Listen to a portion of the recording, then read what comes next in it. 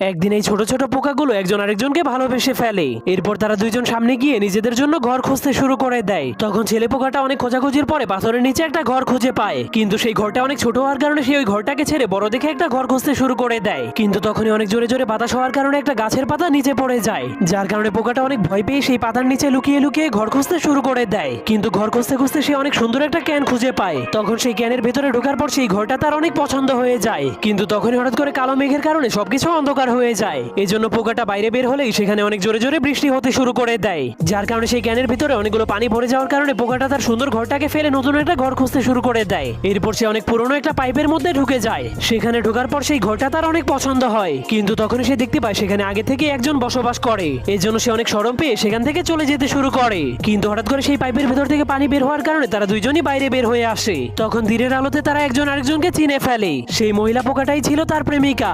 এরপর তারা জঙ্গলের